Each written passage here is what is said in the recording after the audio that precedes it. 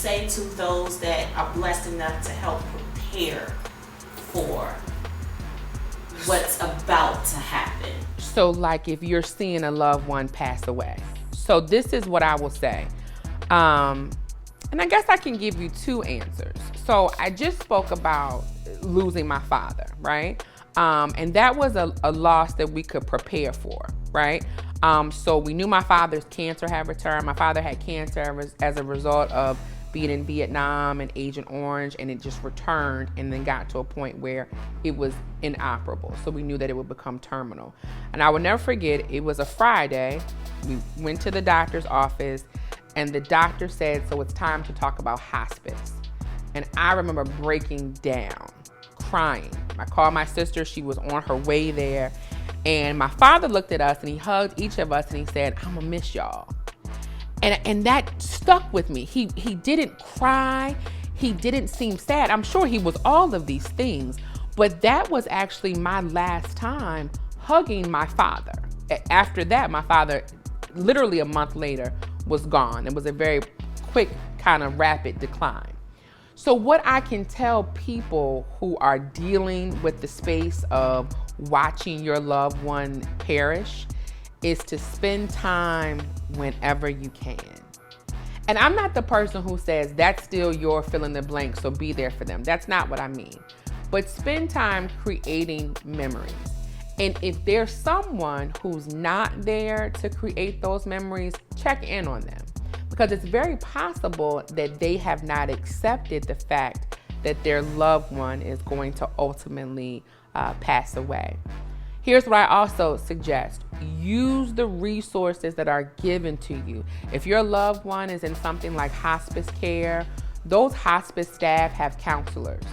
Talk with them, meet with them, even have them explain to you what next steps could look like. For example, I didn't know what the next steps would be. I say this honest to God truth.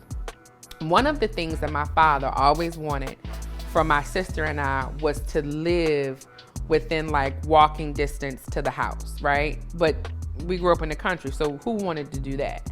So as my father was transitioning, my mom called us and she said, "Hey, I think y'all should come down sometimes and spend the night."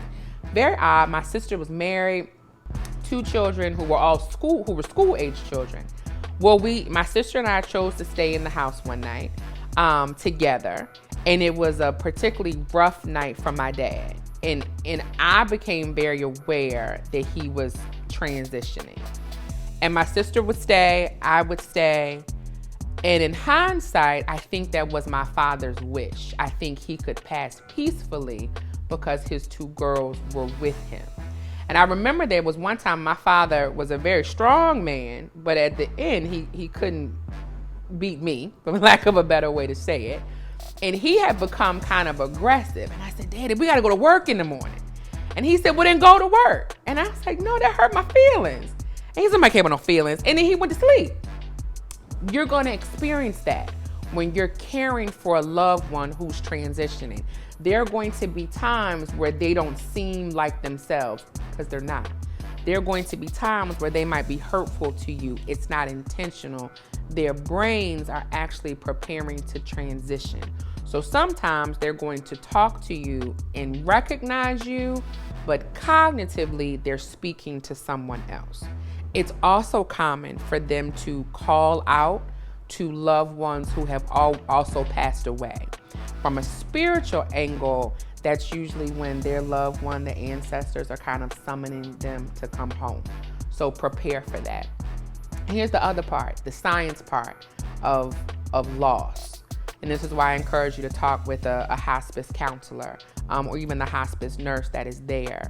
There are signs that that loved one is slipping away. There's an increase in body temperature. There's a lack of responsiveness. Sometimes there's a throaty sort of cough or a rattle even almost. And the hospice staff is trying to find a way to tell you that that person is transitioning. And so if they tell you to start calling the loved ones in, don't wait, call them. And it could be at times that your loved one who is preparing to leave is waiting for everyone to be there. Clinically, we call that a good death. When you're able to pass away and you're surrounded by loved ones, they're saying what they need to say to you to make peace with themselves, it's when we call it a good death. So I tell anyone who's in that space, get help. Talk to somebody who's in it with you. Talk to someone who's a hospice counselor.